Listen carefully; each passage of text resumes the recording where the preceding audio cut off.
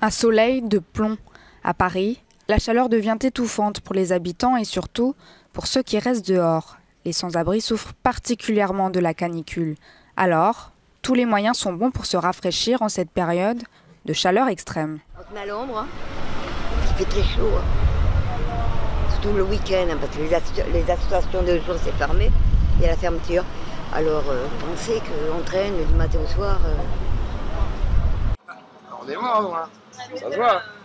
On est debout, c'est vrai, mais on est quand même mort. Moi, je suis SDF depuis 2004. Ouais. C'est vrai que j'avais une femme, des gosses ou machin, ils se retrouvent à la rue. Pour les aider à passer l'été, les associations et les volontaires se mobilisent.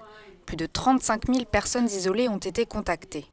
L'idée, c'est que chaque personne arrive avec un montant de 3 ou 4 euros maximum, qu'on se disperse chacun dans des rues différentes, qu'on parte à la rencontre des SDF, qu'on voit de quoi ils ont besoin et qu'on entre dans les magasins pour récupérer les packs d'eau, leur distribuer. Et on a eu un élan de solidarité énorme au point qu'il y ait des chauffeurs de taxi qui ont rempli leur voiture et qui sont en train de faire des tournées dans les rues de Paris pour distribuer un peu d'eau et échanger avec les gens. La nuit dernière, Stéphanie a posté un tweet pour faire appel à davantage de bénévoles. Nous allons maintenant suivre ce groupe de personnes que j'ai trouvé sur Internet, plus précisément sur Twitter.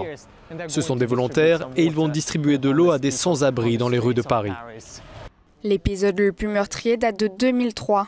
19 000 personnes avaient péri durant la canicule. À présent, les autorités françaises font leur maximum pour éviter une autre catastrophe.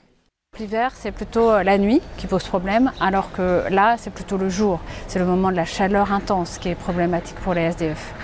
Donc là, l'important, c'était d'ouvrir, par exemple, des abris de jour. C'est ce qu'on fait. C'est pas pour les laisser une nuit et puis les faire repartir, hein. C'est pour essayer de les aiguiller sur vraiment un hébergement beaucoup plus pérenne. Donc on le fait certainement pas assez.